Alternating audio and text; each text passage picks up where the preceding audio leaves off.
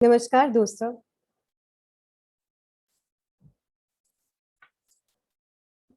Pyramid spiritual society movement में आप सबका स्वागत है। आनापानसती ध्यान सिखाया जाता है हमको इस मूवमेंट पे। ध्यान हमारे जीवन का एक अभिन्न अंग है, क्योंकि ध्यान भटकता है तो हमको पता है दुर्घटना घटता है।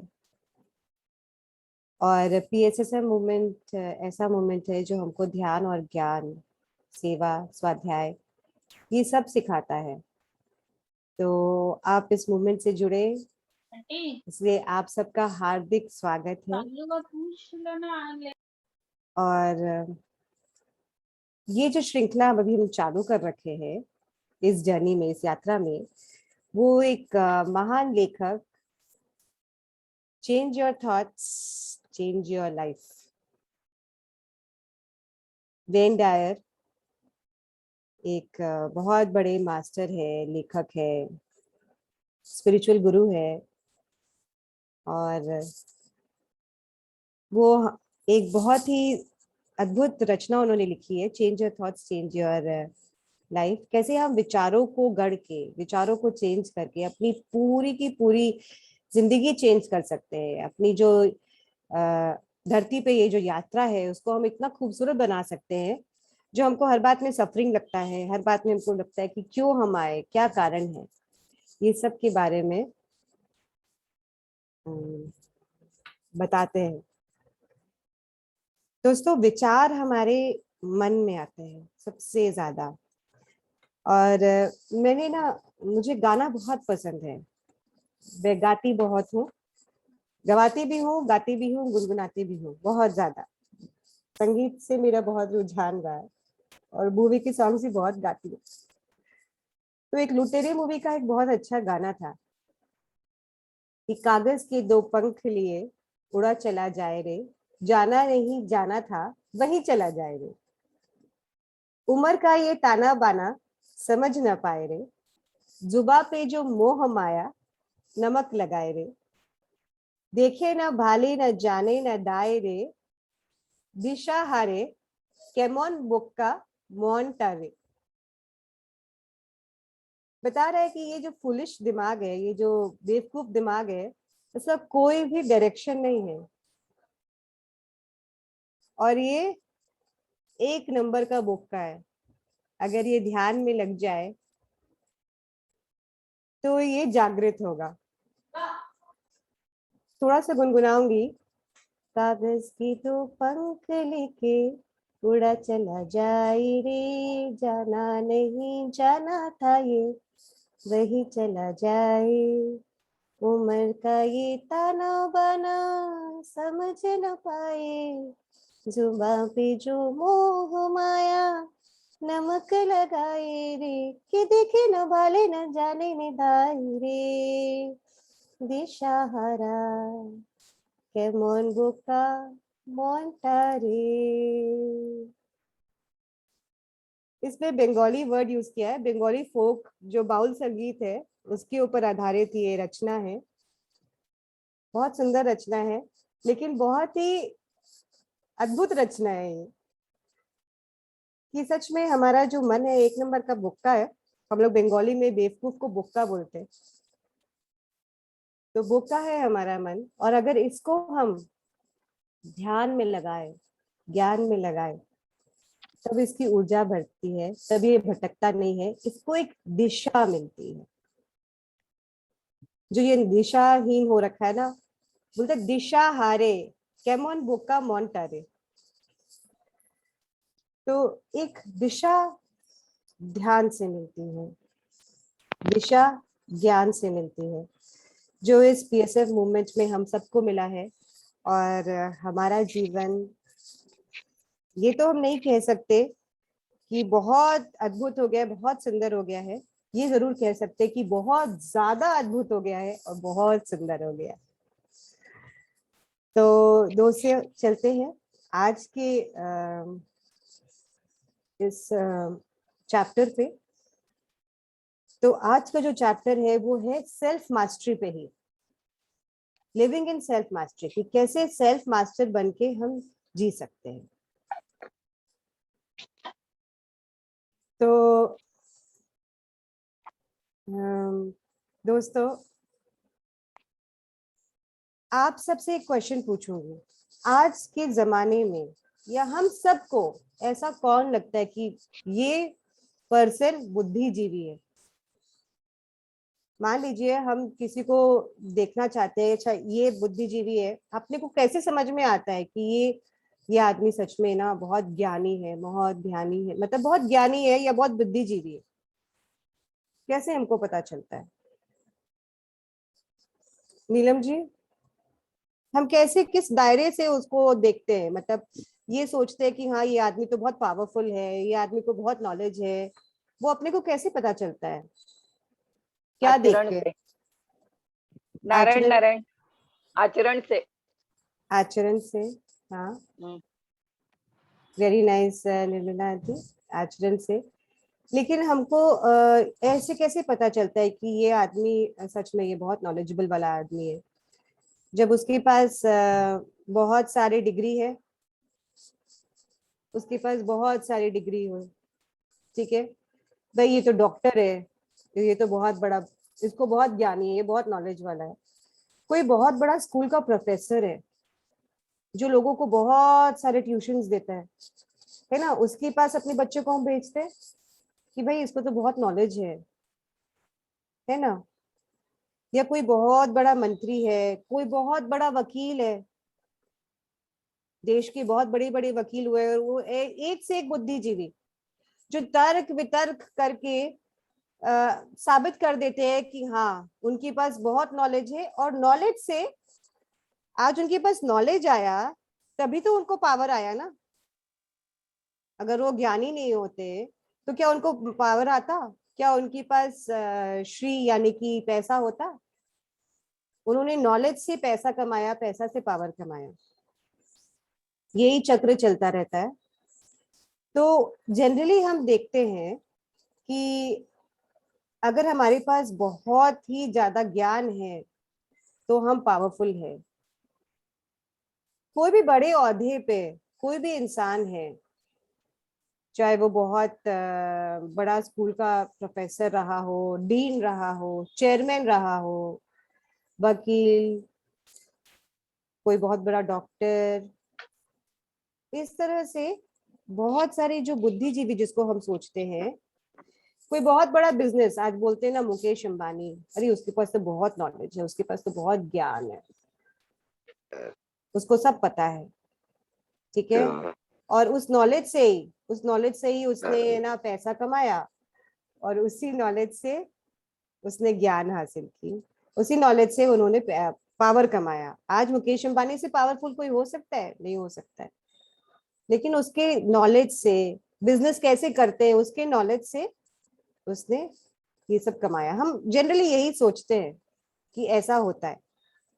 फिर कोई आर्मी है, बहुत बड़ा आर्मी का पोस्ट है, अब नेवी का पोस्ट है बड़ा, जनरल्स होते हैं, उनको लगता है कि बहुत पावरफुल है भाई, उनके पास बहुत ज्ञान है, कैसे रणनीति के बारे में बहुत नॉलेज है उनको भाई।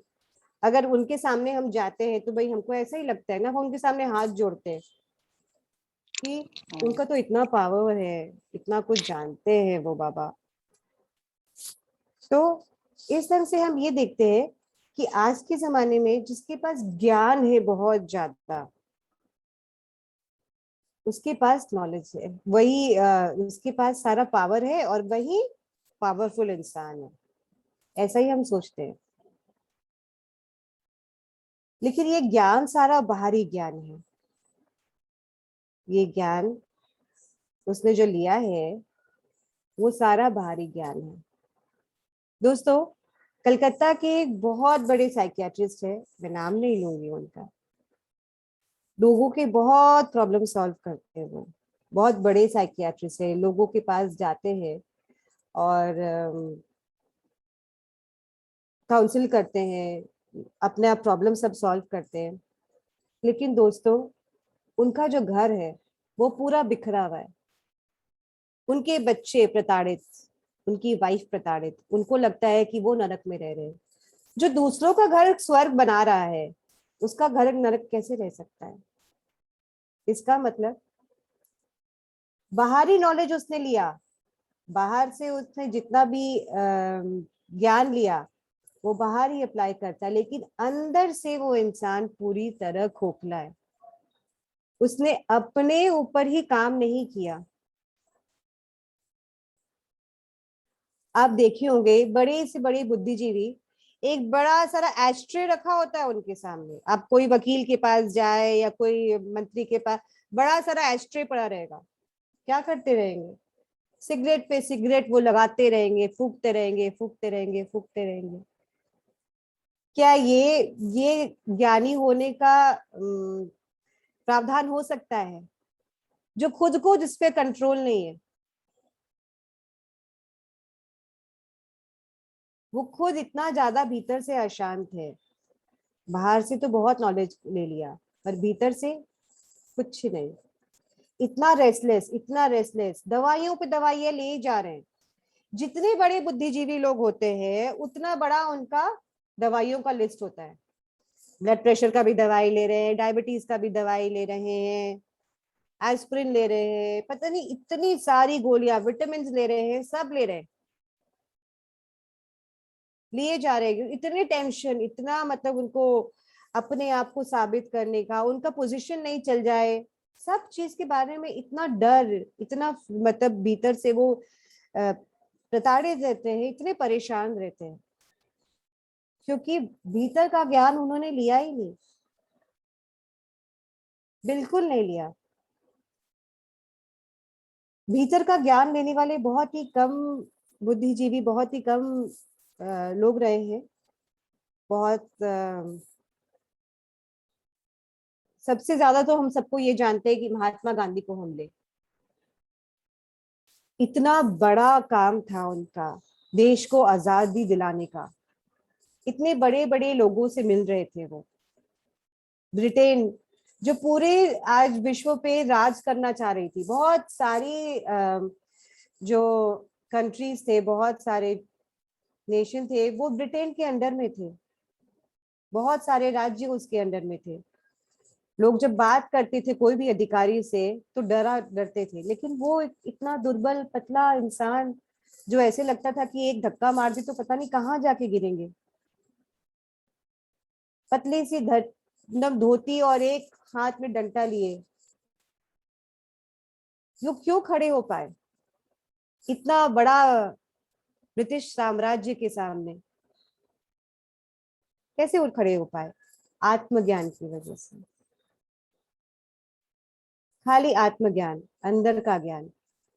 तो दोस्तों हमको ये ध्यान देना है कि हम जितना भी हम सोचते हैं ना कि बाहर के लोग, मतलब जो लोग हैं वो ज्ञान प्राप्त करके पावर ले लेते हैं, वो कुछ नहीं होता है। वो एक ढकोसला होता है, ढोंग होता है। सबसे बड़ा ज्ञान इसमें लेखक कहते हैं वो है आत्मज्ञान का। हमको सबसे पहले अपने आप को मास्टर करना है। हमको ये देखना है कि किसी से हम प्रभावित हो रहे हैं क्या। अगर कोई हमको गुस्सा दिलाने का कोशिश कर रहा है तो क्या हम गुस्सा हो रहे हैं क्या? कोई हमको अपमानित करने का कोशिश कर रहा है तो क्या हम अपमानित हो रहे हैं क्या? गांधी जी को कितना कुछ बोला गया, इतना कुछ बोला गया।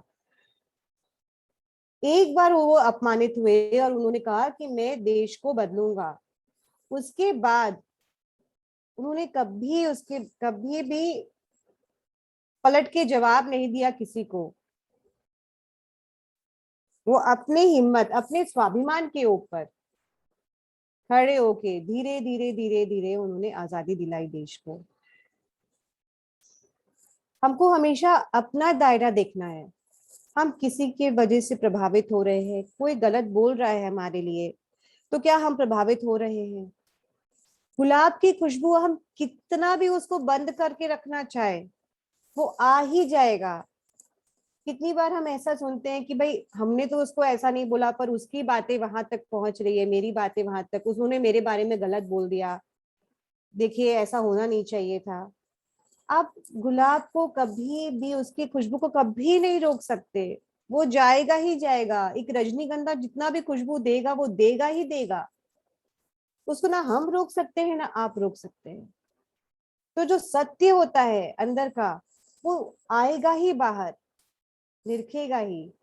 हमको अपनी जो स्थिति है उससे कभी नहीं हटना है, अपने आप पे मास्टर करना है हमको। ये देखना है कि अगर कोई कुछ बोल रहा है हमको या किसी वजह से कुछ बातें हो रही है कारण, तो हम कैसे प्रभावित हो रहे, मेरे अंदर वो क्या इमोशन लेके आ रहा है। जब भी कोई कुछ बोले आपको, आपके कोई क्रोध कर रहा हो, तो आप बैठ के ध्यान दीजिए, आंख बंद करके। इमीडिएट रिस्पॉन्स मतलब रिएक्ट मत कीजिए, आंख बंद करके देखिए कि वो जो भी बोल रहे हैं उसका मेरे भीतर क्या रिएक्शन हो रहा है। हम तुरंत ही उस जिसने कोई कुछ बात बोला हम तुरंत रिएक्ट कर देते, तुरंत, एक सेकंड भी नहीं लगाते। तो लेखक कह रहे हैं कि पहले आप रुकिए कुछ मिनट और देखिए कि वो क्या इमोशन लेके आ रहा है आपके अंदर। दुख लेके आ रहा है, हीनता लेके आ रहा है, क्या इमोशन लेके आ रहा है। और इमोशन को आप बिल्कुल जज मत करिए कि ये खराब है, ये अच्छा है, ऐसा होना चाहिए, ऐसा नहीं होना चाहिए। वो इमोशन को फील कीजिए आंख बंद करके, वो धीरे धीरे धीरे धीरे अपने ही चला जाएगा। और फिर उसके बाद सारा का सारा प्रॉब्लम ठीक हो जाएगा। दोस्तों, मैं अपना ही एग्जाम्पल लेके बताऊंगी कि अभी कुछ दिन पहले मेरे हस्बैंड को बहुत जोर गुस्सा आया, बहुत जोर गुस्सा आया किसी कारण से, और कुछ ऑफिस का काम नहीं हो पा रहा था। और जब आदमी को जब गुस्सा आता है तब वो किसी पे गुस्सा निकालने का कोशिश करता है, जो भी सामने आ जाए। अब आप इसको कुछ भी समझिए। फॉर्चुनेटली और अनफॉर्चुनेटली मैं उनके सामने आ गई। अब मैं सामने आई तो वो बहुत जोर से डांटने लगे कि ये ठीक नहीं है, ये ठीक नहीं है, ये ठीक नहीं है। और मैंने देखा, ये कुछ महीनों के पहले की बात है, और मैंने देखा कि उन्होंने जो गुस्सा किया, मेरे अंदर फ्रस्ट्रेशन आया। मैं अपना गुस्सा सेवाधारी पे निकाली कि देखो ऐसा तुमने कर दिया और इसकी वजह से गड़बड़ हो गया, इस तरह से नहीं करना चाहिए था, तुम कोई काम ठीक से नहीं करते हो। अब सेवाधारी ने, वो बच्चों का खाने का समय हो गया था और बच्चे मना कर दिए कि अभी हम नहीं खाएंगे भैया, तो बच्चों पे फिर वो गुस्सा करने लगा। मेरे बड़े बेटे पे गुस्सा किया उसने कि आप बिल्कुल समय पे आप लोग खाना नहीं खाते हो, इतना काम हो जाता है, हमको और भी तो काम करना है। ठीक है, फिर वो मेरा बड़ा वाला बेटा मेरे छोटे बेटे पे गुस्सा निकाला। तो ये साइकिल में बैठ के ऑब्जर्व कर रही थी कि अरे, कि एक के बाद एक के बाद एक के बाद एक के बाद शुरू हो गया। तो मैंने डिसाइड किया उस दिन कि ये किताब भी आ चुका था, उस समय हम लोग जो शुरू ही कर रहे थे।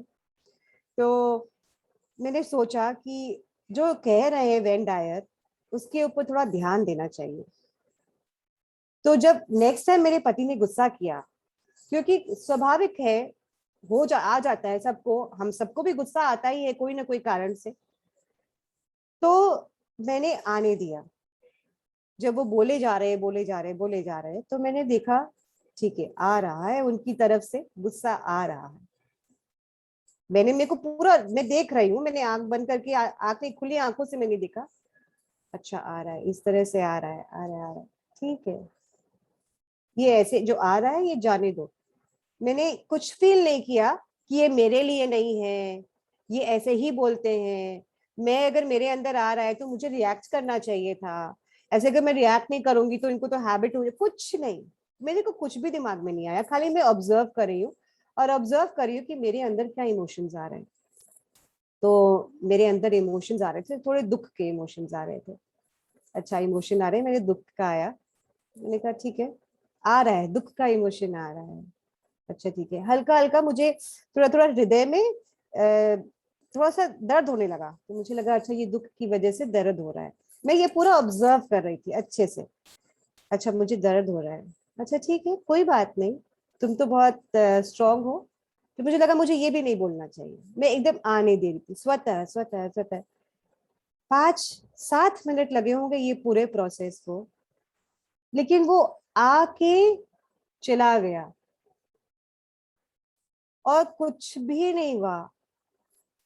थोड़ा देर के बाद जब आदमी का वो जो फ्रस्ट्रेशन निकल गया, वो निकल के वो तो नॉर्मल हो गए और मैं भी नॉर्मल हो गई। तो मुझे लगा वो जो साइकिल, जो एक मेरे को गुस्सा आता, मैं रिएक्ट करती, 2 बात मैं उनको बोलती, वो 4 बात मुझे बोलते, फिर वो 4 बात मैं अपने दूसरे बच्चों को बोलती या किसी को भी बोलती जो भी सामने आ जाता।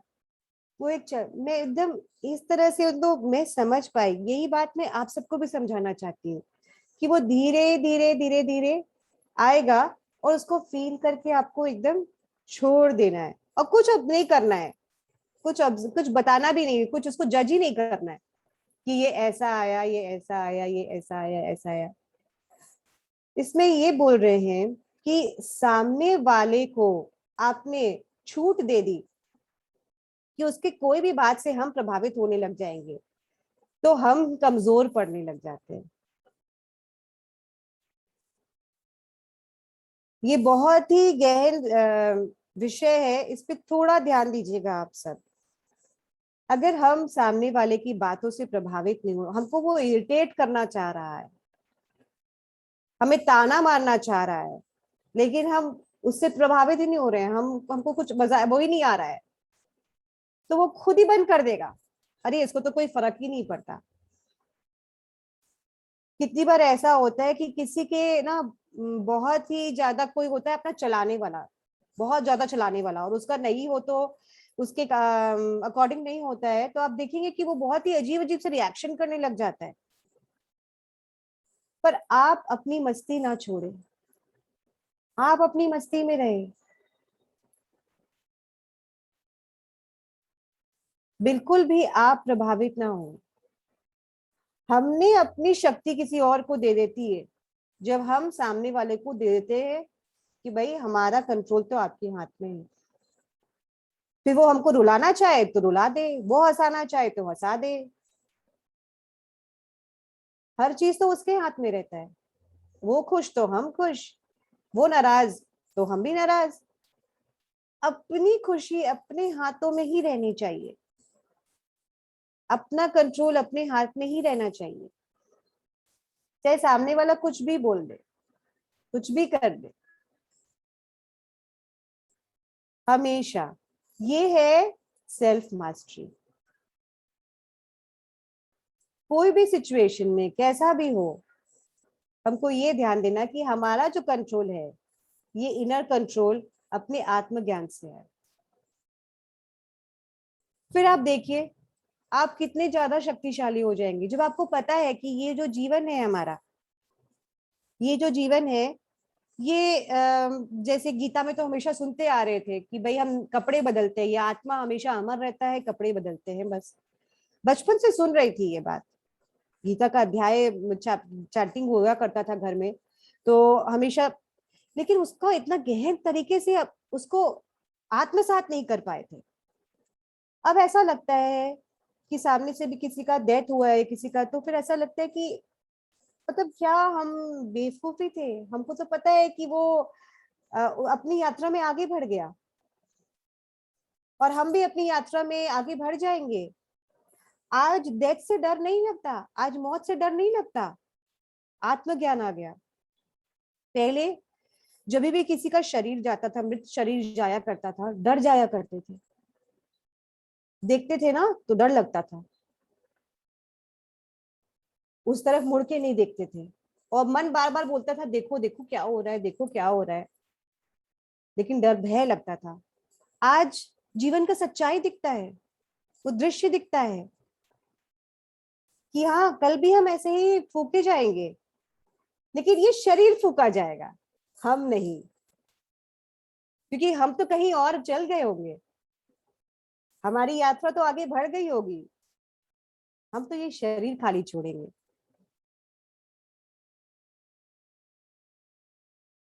तो ये जो आत्मज्ञान आ जाता है, अब आप ये सोचिए, आप खुद को फील कर रहे हैं ना स्ट्रॉन्ग,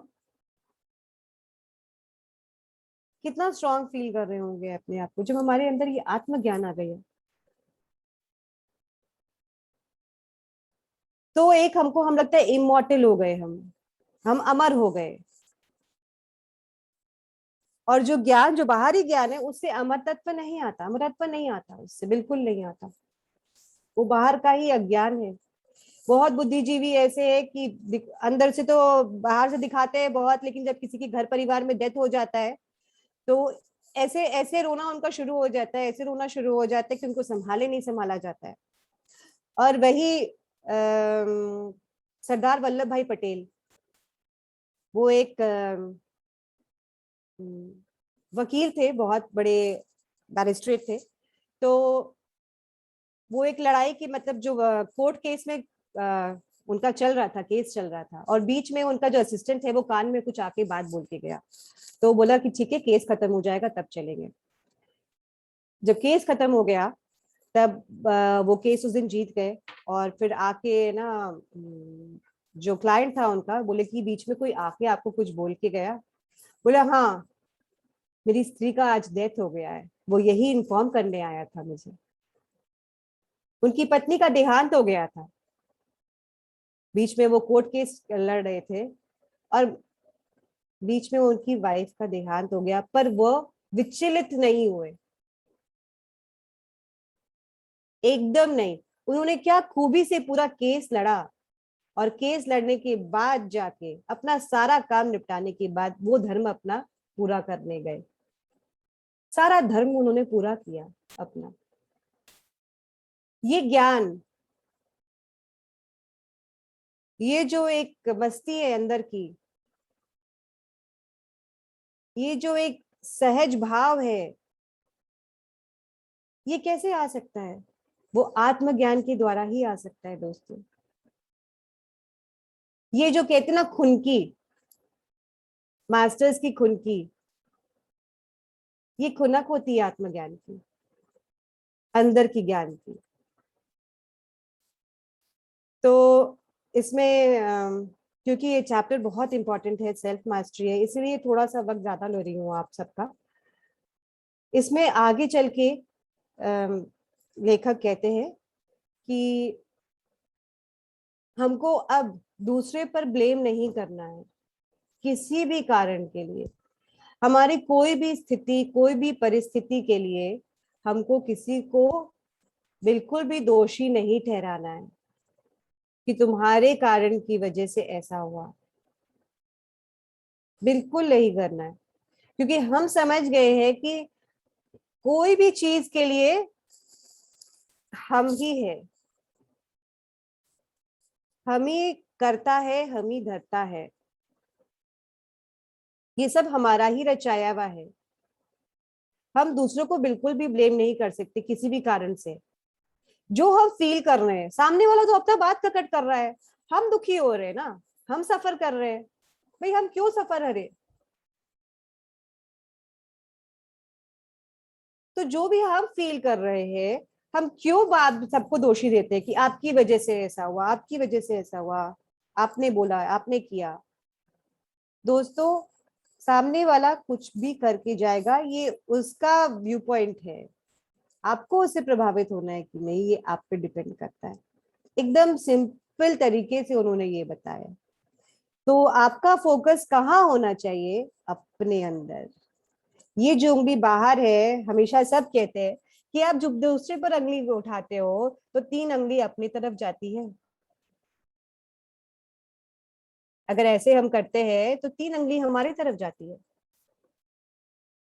तो हमको अपने आप को पहले देखना है। एक उंगली उठाया पर तीन उंगली अपने आप आई, अपने ऊपर आई, यानी कि हमको अपने आप को ऑब्जर्व करना है, अपने आप को देखना है, और अपना रिमोट कंट्रोल किसी भी हालत में किसी को भी नहीं देना है। सामने वाला कुछ भी बोले, उसकी मर्जी, उसका सोचना है। हम अपनी खुद की अपनी मस्ती क्यों खोए? कबीर जी हमेशा अपनी मस्ती में रहते थे, दुनिया चाहे इधर से उधर हो जाए, उनको कोई मतलब नहीं था, वो अपनी मस्ती कभी नहीं खोए। इसी तरह हमको बनना है, क्योंकि उनको आत्मज्ञान था। तो हमेशा अब हमको ये देखना है दोस्तों कि एक्सटर्नली हमको किसी पे भी नहीं फोर्स करना है, मतलब जो करता है, और सामने भी अगर सामने का कोई हमको फोर्स कर रहा है कुछ भी, तो हमको वो खाली लेट गो करते रहना है, उसको जाते हुए देखते रहना है।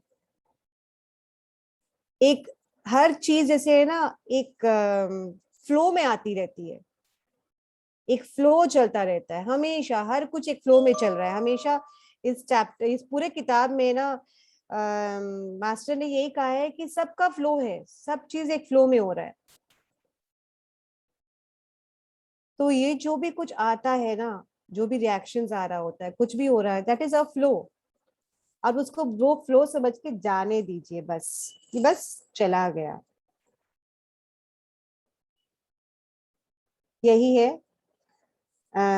और अब आपको क्या करना है, सिंपल से एक्सरसाइज दिया है बिल्कुल मास्टर ने। उन्होंने ये कहा है कि कुछ भी आपको है ना, कोई भी कॉन्वर्सेशन हो, यानी कि कोई भी बातचीत हो आपके फैमिली मेंबर से, आपके बॉस से, आपके कोवर्कर से, सेवाधारी से, जो भी बातें हो रही है, आप नोटिस कीजिए कि आपको कैसा फील हो रहा है अंदर, आप कितना टॉलरेंट है। आपका सेवाधारी आपको परेशान किए ही जा रहा है, किए ही जा रहा है, किए ही जा रहा है, आप कितना, आप आपकी बॉडी में क्या हो रहा है, आपके शरीर में क्या सेंसेशंस हो रहा है, आप कैसा फील कर रहे हैं, और जो आप रिएक्ट करते हैं तो कैसा फील करते हैं, और जो आप रिस्पॉन्ड करते हैं अपने शरीर में कि हाँ ठीक है, तब कैसा फील होता है। और जो आप लेट गो करना सीख जाते हैं ना दोस्तों, तो आप मास्टर बन जाते हैं एकदम।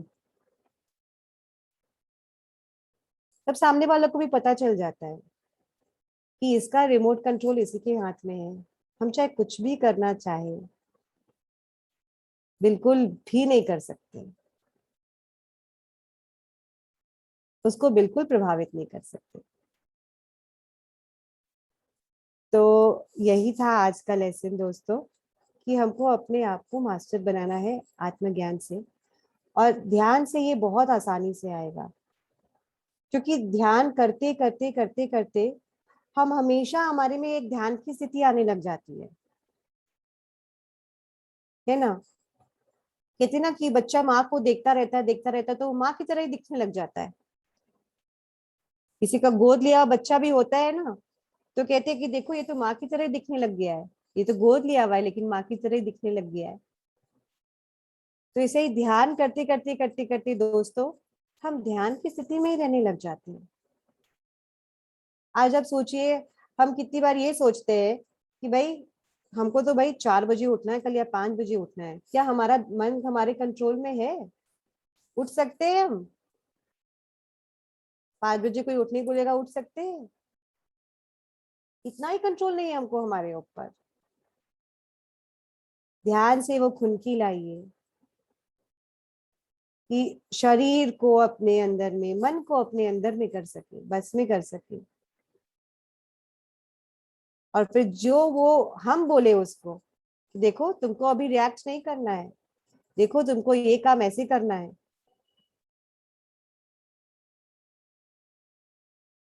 तो बस, आज टीवी सीरियल चालू हो जाते तो 2 घंटे किधर निकल जाते पता नहीं चलता, मन उसमें ही चला जाता है। इसलिए बोलते ना, केमोन बोका मोन्टारे, ये मन को बोका नहीं बनाइए, ये मन को ध्यान से मास्टर बनाइए। तो यही था आज का चैप्टर दोस्तों। कोई भी डाउट है तो पूछ लीजिए, कुछ भी मन में आए तो आप पूछ सकते हैं। फिर हम ध्यान में चलेंगे, क्योंकि आज तो ऑलरेडी बहुत लेट हो गया मुझे लग रहा है। आज ध्यान 20-25 मिनट का ही हो पाएगा। पानी पी लीजिए, नहीं तो ध्यान कर लेते हैं। थोड़ा थोड़ा पानी पी लीजिए।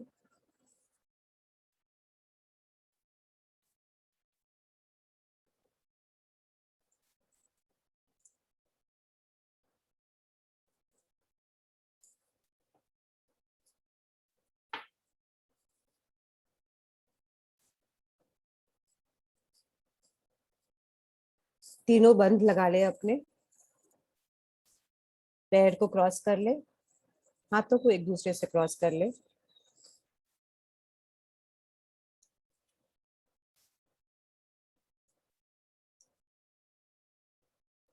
आंखों को बड़ी कोमलता से बंद कर ले।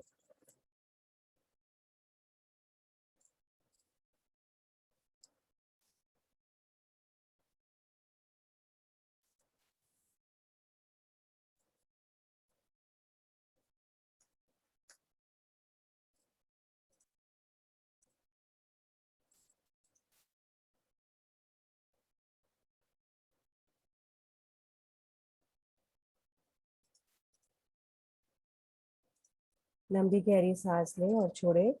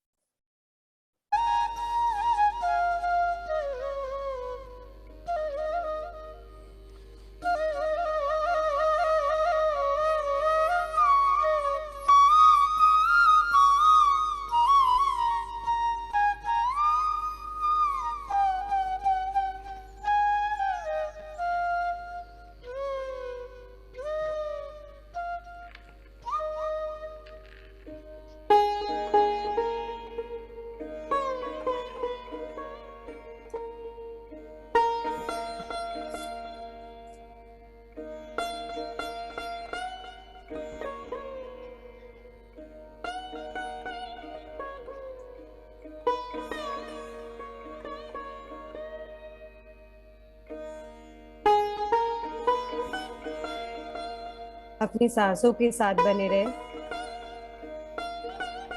कोई भी विचार आए तो अपनी सांसों के पास वापस आ जाए।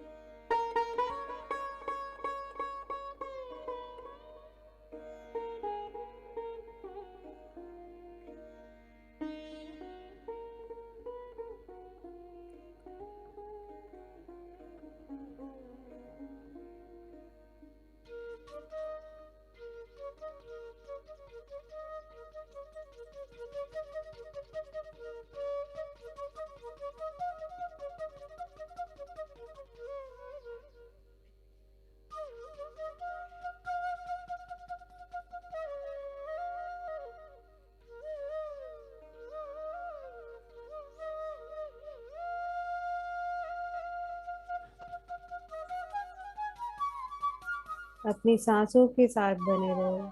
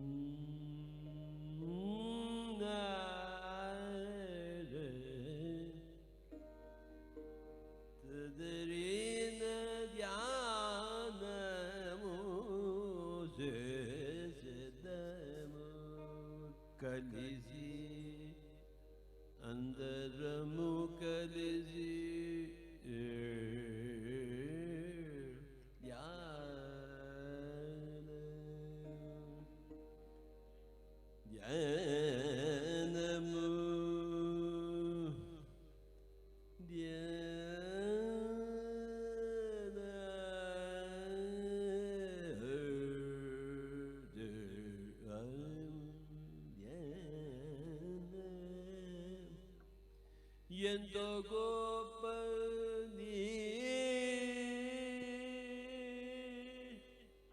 dhyanamona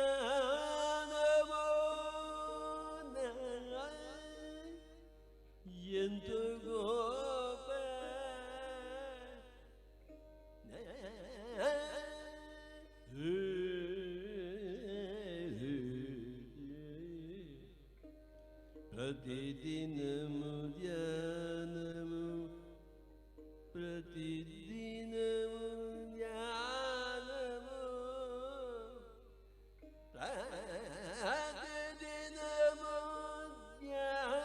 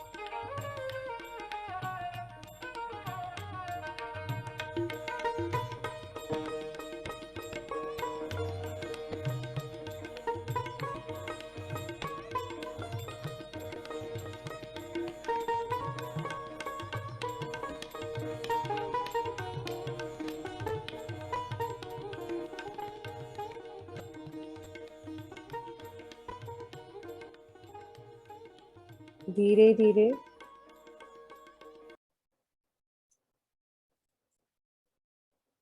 सजग हो जाए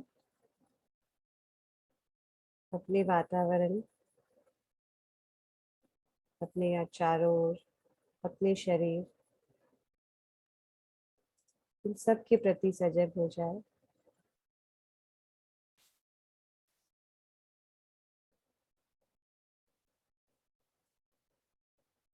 अपनी दोनों हाथों की हथेलियों को अपनी आंखों पर रखें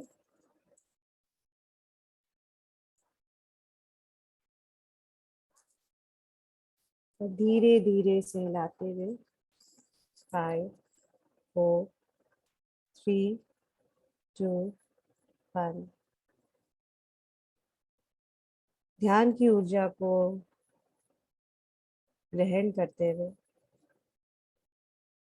धीरे से अपनी आंखें खोल लें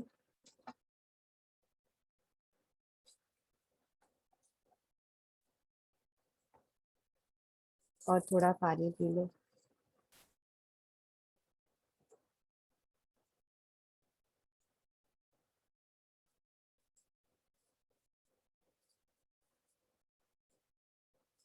सचमुच दोस्तों, आज ध्यान के लिए जोरदार ताली बजाएंगे।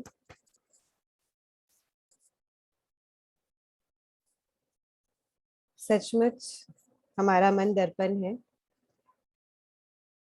भले बुरे सारे कर्मों को देखता भी है और दिखाता भी है। Thank you Deepali.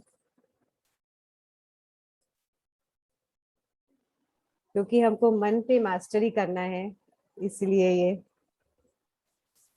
गीत पे ध्यान हुआ।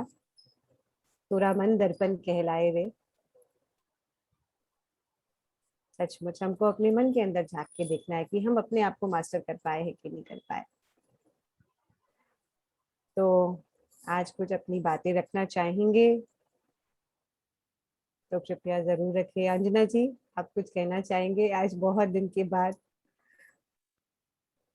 जी मैम, या मैम डीप ग्रेटिट्यूड। एक्चुअली मैंने आज थोड़ा लेट ज्वाइन किया था, आज बाय चांस छुट्टी थी, लेकिन किसी ब्रांच में विजिट पे गई हुई थी तो मैं काफी लेट आई, तो मैं यूट्यूब से सुन रही थी आपका। And okay. आपने अपना एग्जाम्पल से सेल्फ मास्टरी समझाई ना, बहुत बार सुना था तो मैंने कभी इतने ध्यान से ना ऐसे सुना नहीं कि क्या चीज होती है। सडनली जो आप बताते जा रहे थे ना, तो मैं रुकी, मैंने लिखा, समझा, फिर मुझे लगा कि नहीं, मुझे आपको कन्वे भी करना है कि आपने अपने एग्जाम्पल से कितना अच्छे से समझाया है। तो मैंने फिर जूम लिंक पे ज्वाइन किया। हालांकि मैं ध्यान बहुत ज्यादा नहीं कर पाई, 10 मिनट हार्डली मैंने अटेंड किया, बट मुझे था कि मैं आपको कन्वे जरूर करना चाहती हूँ कि ma'am this is super super. Deep gratitude to you, thank you thank so you, much. Thank you so much. Thank you so much Anjana ji, इसी तरह आते रहिएगा। आपकी बातें, आपकी आवाज बहुत अच्छी लगती है सुनने में। Thank you ma'am. मतलब मैं इस चीज को, इस लेसन को अच्छे से याद रखूंगी एंड इसको पूरी तरह से अडॉप्ट करने की कोशिश करूंगी। कोशिश क्या, मुझे करना ही है। यस, कोशिश नहीं, बस हो जाएगा। कर लिया है मैंने। आपने 10 मिनट का ध्यान किया है तो उसमें ये प्रोग्राम हो गया है आपके अंदर, ये बात। Thank you so much. Thank you so much Anjana ji, thank you. Thank you Preeta भाभी, बहुत अच्छा चैप्टर था। कल निर्मला जी इसी से रिलेटेड मुझे क्वेश्चन करी थी। आशा है निर्मला जी आज आपका सारा डाउट क्लियर हो गया होगा, और भी कुछ है तो आज आप प्रीता भाभी से क्लियर कर सकते हैं। नहीं, बहुत सुंदर, आज बहुत अच्छा लगा और समझ में बहुत जल्दी आ गया। आपने अपना बताया ना, इसलिए जल्दी समझ में आया। हाँ, क्योंकि एग्जाम्पल जब आता है तब समझ में आ जाता है कि किस तरह करना हाँ होता है। हाँ, आणि इतना अच्छा लग रहा है कि हम लोग बहुत भाग्यवान है, ऐसा लगने लगा। हम भी बहुत गुरु की कृपा भाग्यशाली। है। हाँ ना, आप, इसलिए तो ये सुनने को मिल रहा है सब। खूब खूब, बहुत बहुत धन्यवाद दीदी आपको। आपको भी बहुत बहुत आभार कि आपकी वजह से ये वाणी निकल के आए। नहीं, ऐसा कुछ नहीं है, ये तो सदगुरु की कृपा रहती है। Thank you so much. Thank you. धन्यवाद धन्यवाद। धन्यवाद, बहुत बहुत धन्यवाद। दिल से सबके प्रति आभार है कि आप सब जुड़ते हैं, ध्यान करते हैं, और ध्यान में अपने आप जो आना होता है वो अपने आप निकल निकल के आता है।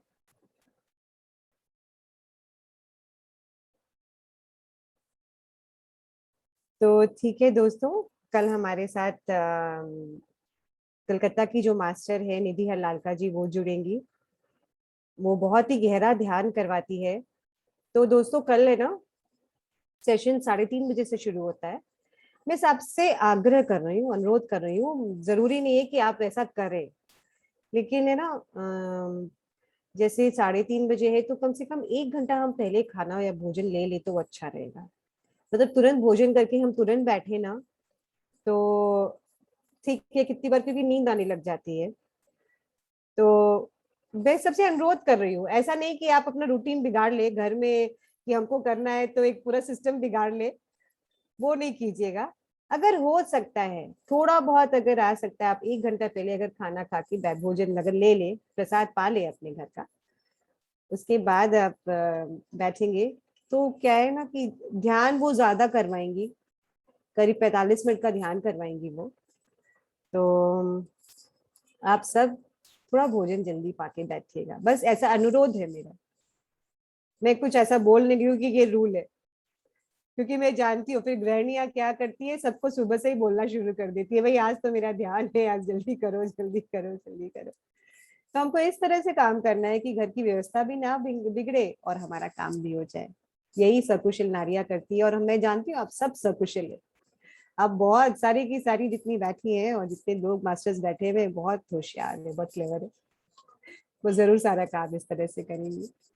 तो कल फिर मिलते हैं इसी समय इसी वक्त, तब के लिए अलविदा, ढेर सारा प्यार और नमस्कार। दीपाली जी यूट्यूब लाइव बंद कर दें।